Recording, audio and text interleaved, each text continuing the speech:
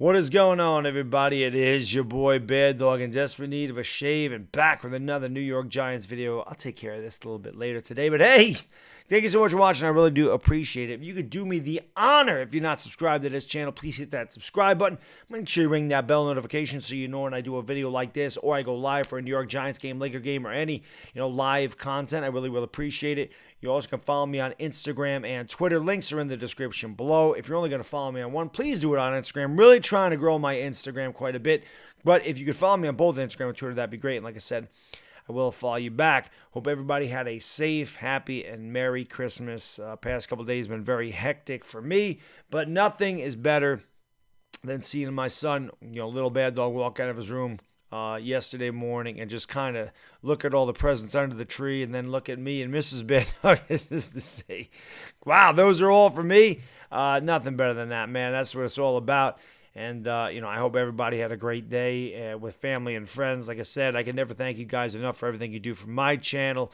You guys mean the world to me, so thank you so much. I'm sorry I couldn't do the Laker game last night. I know a lot of people enjoy my Laker streams. They depend on me to call Lakers.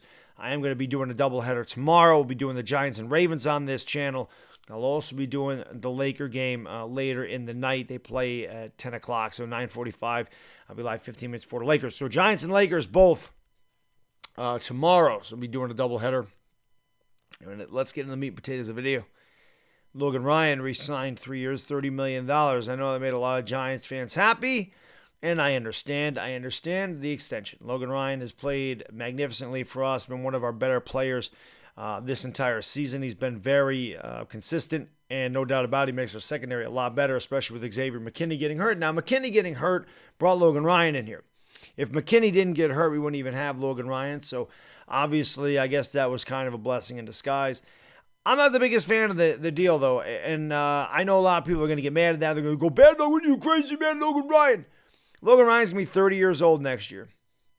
Almost 31. He turns 30 in February, and we just signed with 3 years. To me, we're still going through a rebuild.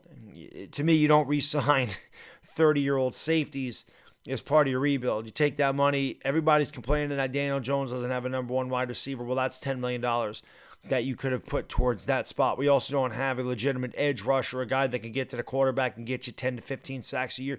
We don't have that either. It's another place that you could put that $10 million. See, to me, Xavier McKinney was the guy that's supposed to take over for Logan Ryan. You picked him early in the second round. You should have faith that Xavier McKinney can take over that role and be really good in that spot. I just don't understand the contract. It's kind of hard to figure it out. Like I said, when the New York Giants obviously have other needs. Now, I get that Logan Ryan's been great, and I get that he deserves to get paid. But with the direction the New York Giants are going, and I just have a hard time understanding why you're signing an older player. That's just all it is to me. I really don't get it. You could also draft another safety in the draft if that's what you wanted to do. But it's hard to understand. Now, I know that they're going to, well, I shouldn't say I know, but I'm pretty sure that you're going to see Golden Tate out of here. That saves them $6 million. I'm almost positive Nate Solder will not be back here. And if they cut him after June 1st, I believe that saves another $10 million right there. That's $16 million.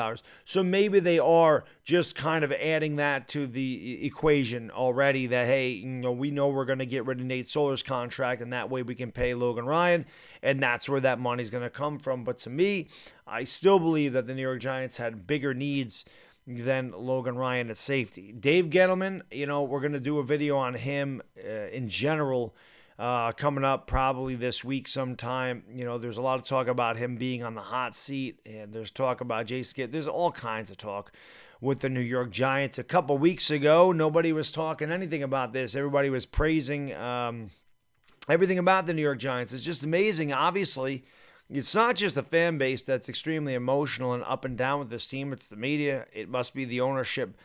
I really don't know, but, Dave Gettleman making this move is just, again, I'm not going to say it's a head scratcher. I just feel like the New York Giants needed to put this money into a bigger spot, something that's really, really hurting them. You could have put it in the offensive line. You could do a lot of things with that. The offense has been very, very bad. I mean, it's been second worst in the NFL as far as scoring goes, only to the Jets. And the funny thing is, I believe that our red zone offense is one of the best in the league. Maybe it's one of the worst in the league. I might have that backwards. Our defense is one of the best in the league. Our red zone offense is terrible.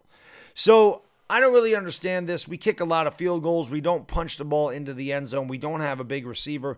Everybody complains that Daniel Jones has nobody to throw to. None of these guys get separation. And again, maybe they do plan on replacing Golden Tate at some point. I don't think he'll be back. But this is money you could have put towards the number one wide receivers. So I just don't really quite understand the move here. Maybe you guys in the comments section can tell me exactly why they made this move, what you think about this move. I always want to know your opinion.